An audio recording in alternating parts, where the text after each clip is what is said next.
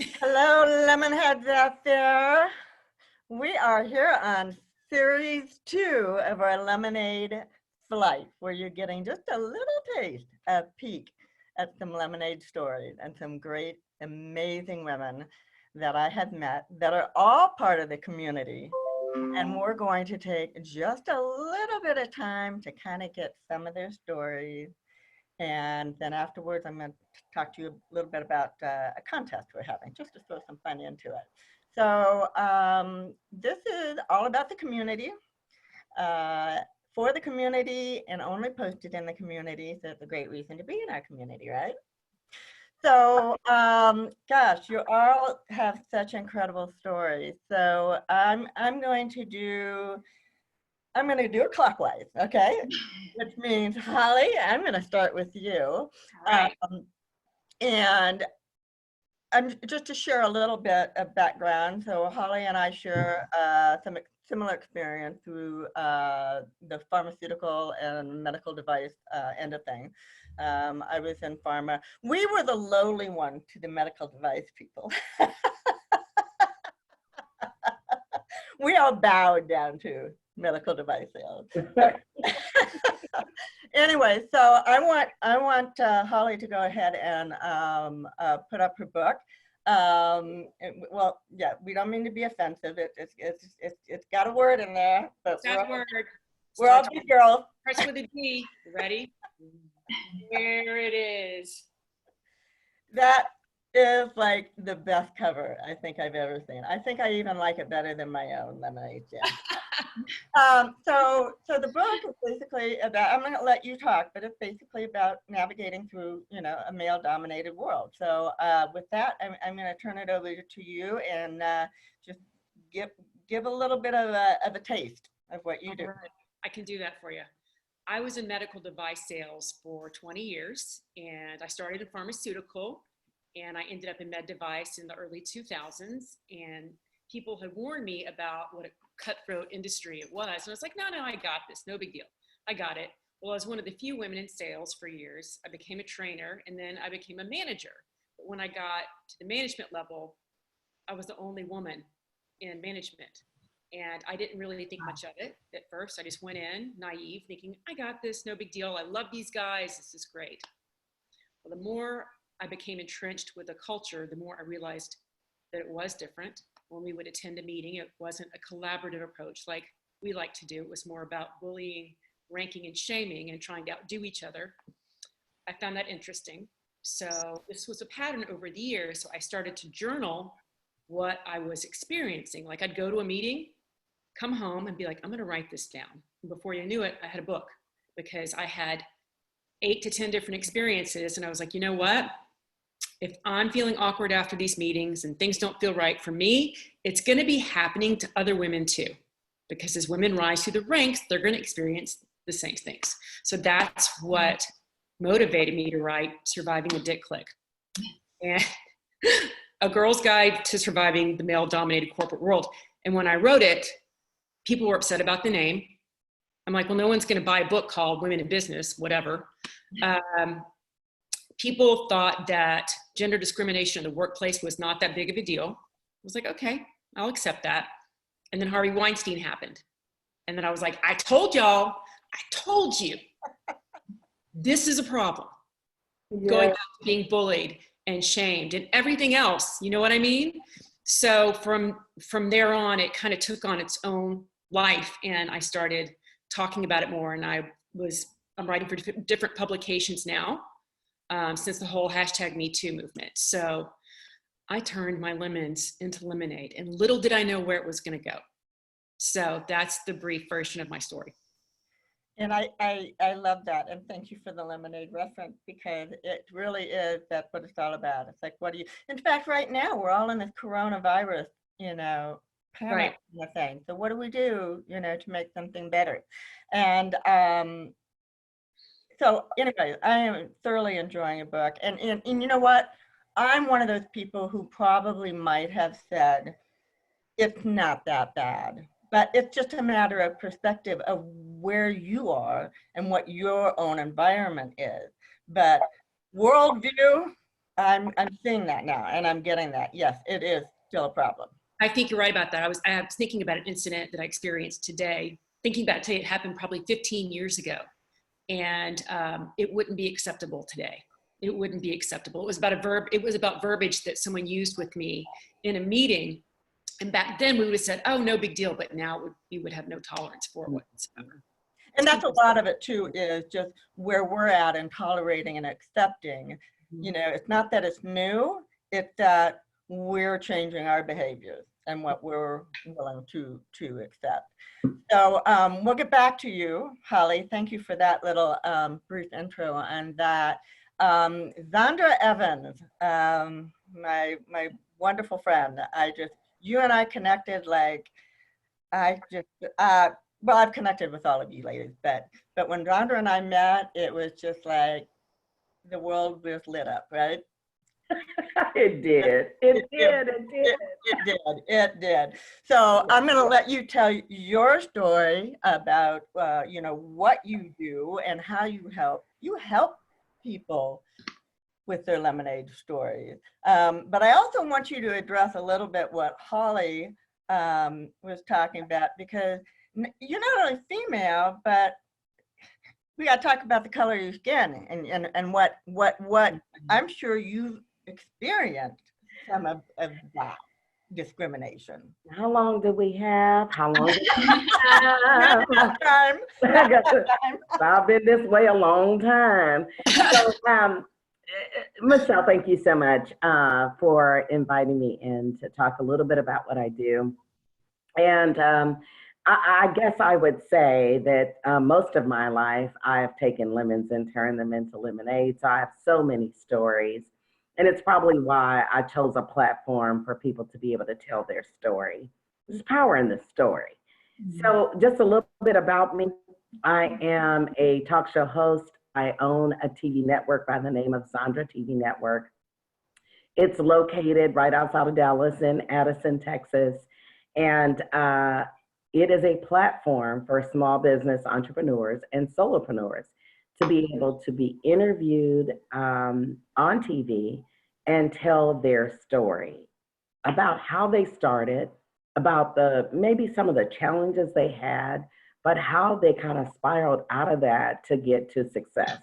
And so that is what I'm doing today. Now, let me just say a little bit of my lemon story.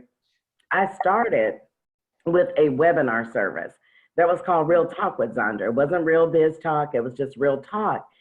Because I wanted to motivate women and encourage them to be able to kind of live the life they deserve and also to navigate the terse waters of corporate America. I spent 40 years in corporate America, and yes, I started when I was 9. At any rate, and it's like I learned how, right? I learned how to navigate the terse waters of corporate America. I've been very fortunate that I was always at the leadership table, but I can't say that I was always heard at the leadership table. And so, no doubt, African-American woman in leadership positions all my life, all the 40 years were leadership positions. But I learned how to be heard. I learned how to be seen and get my message out there because I wasn't willing to let, especially men, mostly men were in those corporate boardrooms, steal my voice. And so I learned how to use my voice in a way that they could hear me. And so when I first left corporate America, I started out with the webinar service, and then it graduated into, I started to coach people on how to actually earn a seat at the corporate table, but once you're there, to really have your voice be heard.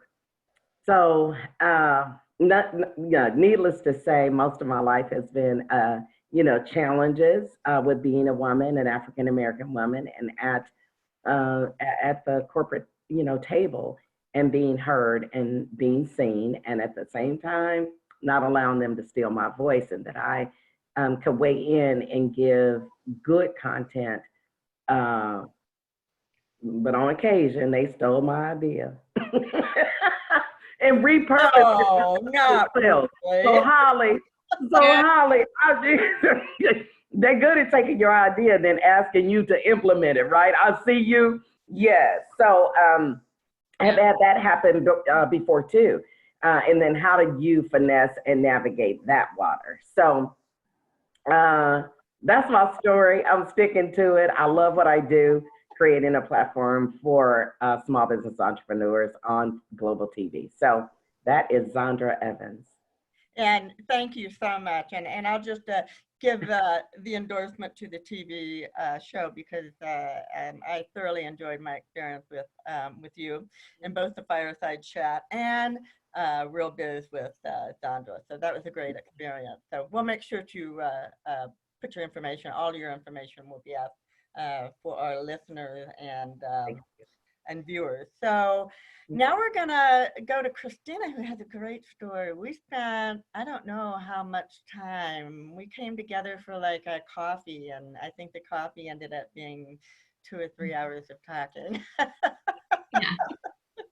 You have a fascinating story, and it's one that at least I have not touched on. And I think a lot of people don't understand it. So I'm going to let you go with it, but I'm just going to introduce it as how many people really understand that PTSD not only exists, but exists in women, children, men, non-military, military. It's a problem. Yes. Yes, it is. So, yeah, where to even begin? So I would say my name is Christina Lombardo, and what I currently do is I own a nutrition and wellness company, and I help men and women in 2 different formats. One format would be I walk with the individual over 6 weeks, a lot of hand holding. We go over best practices for nutrition, for wellness. The 6-week program is typically for people who need more support and more coaching, and very much where I was at before I started this. And then I also do consultations, and with the consultations, we kind of go over the same format, but it's more I hand you a 7-day meal plan and a ton of recipes and get you started, and you can go off and running and do it on your own.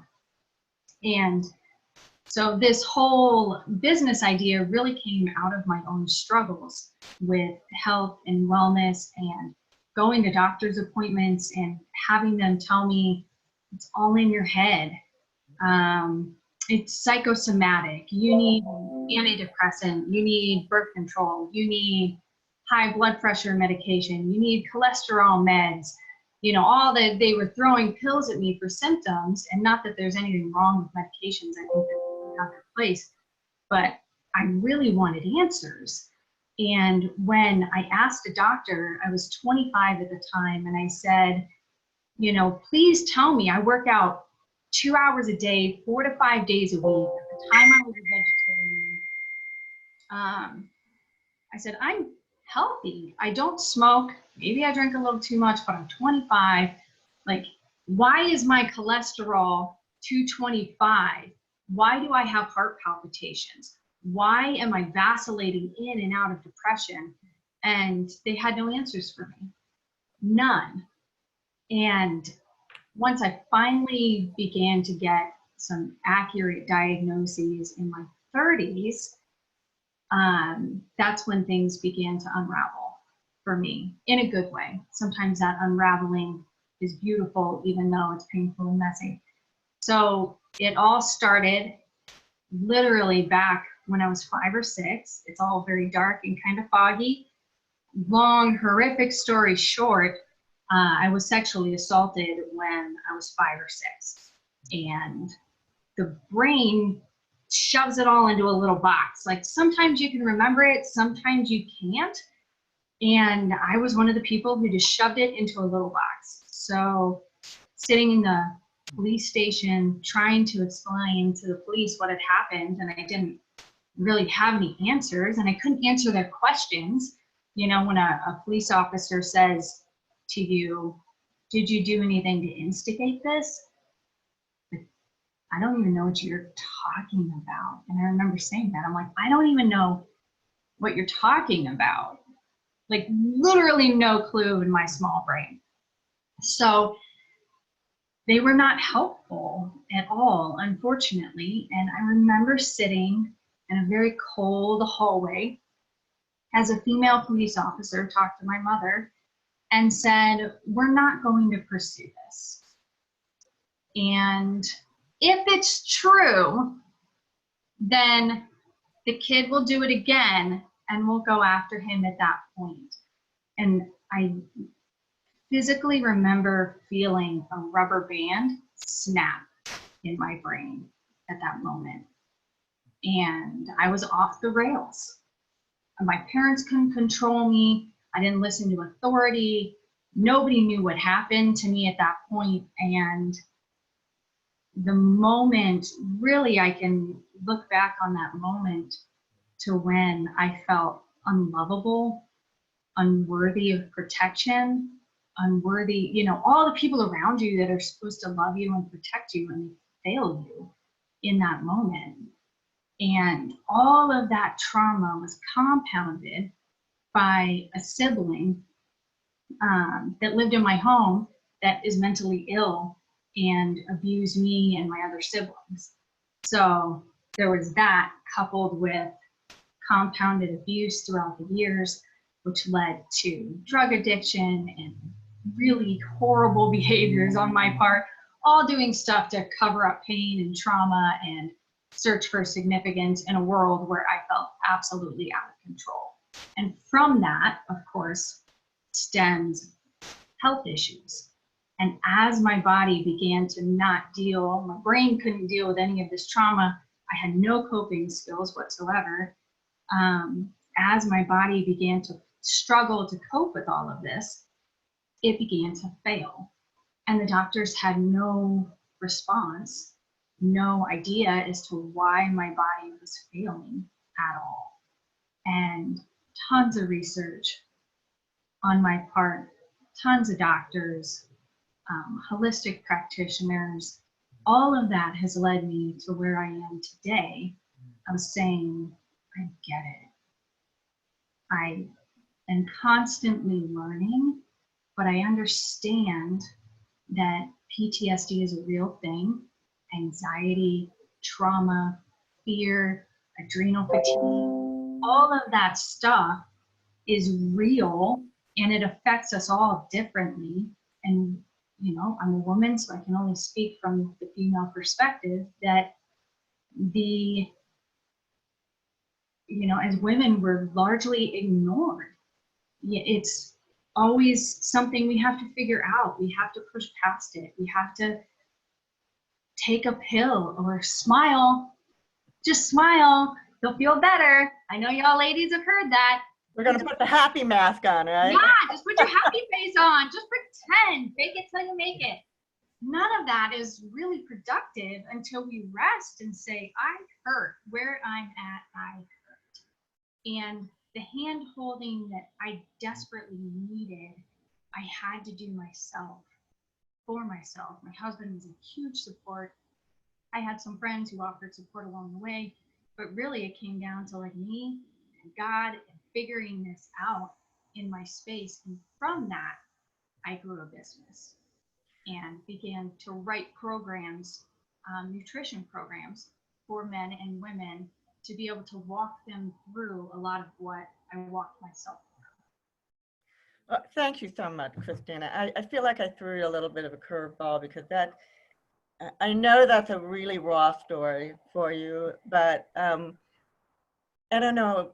I think mental illness is so under-addressed and such a big deal out there, such a problem. And so it's kind of one of my areas that I'm really trying to help uncover and educate. So I kind of threw you in, with the lions. No, and it's good. It's so funny because I know PTSD is like categorized as a mental illness, and I don't view myself that way, which is Maybe I should. Mental health, I think, is a better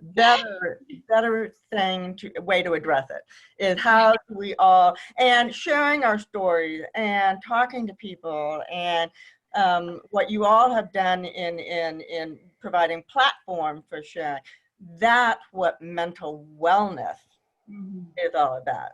And I think that's really what we're talking about. Mental illness is more of a, perhaps, you know, if you're schizophrenic, you know, or you really have that issue. But I'm not going to go off on that because we have a time limit here. So we're going to wrap up on our flight because that's what this is. So, ladies, Zondra, thank you, and thank you for sharing what you do, and you do so fabulously. And Holly, yeah, it's a creepy world out there. Especially right now. Yes, especially right now. Yeah, and we need to keep educating. Yes. Yeah, we need to keep educating. So as I promised, I'm going to get all the contact information for everyone that is on the show. And but here's where the contest part comes in. This is not a beauty contest or a popularity contest. What this is I want all of you out there who are viewing this, listening to it, I want you to just tell me the subject matter that you want to dig in deeper. Because in this series, somebody's going to get a free article and ad in the Lemonade Legend magazine. I want to hear from the viewers. I want engagement, and I want to know what is the topic that really resonates with you that you really want to dig deep in. And we'll make sure that we get some more. But I promise you, all three of you, my three from the first, and all my ladies coming in, and I even got a guy coming in, we're going to keep having these conversations. And especially right now, we are not going to be victims of the virus. We are going to be innovative, and we are going to be victorious over it. We're going to have these conversations and engagement. So I am going to close it up, as I promised, to keep this short. But you've been amazing. Thank you. You. All three of you. Yeah, thank you. Thank you. Everyone out there listening, and know that we're here to engage, and anyone who would like to be a guest on the Lemonade Flight, just get in touch with me and let me know. And with that, I will say, have a fantastic Lemonade Day. You bet. Yeah. All right. Bye. Bye-bye. Bye-bye.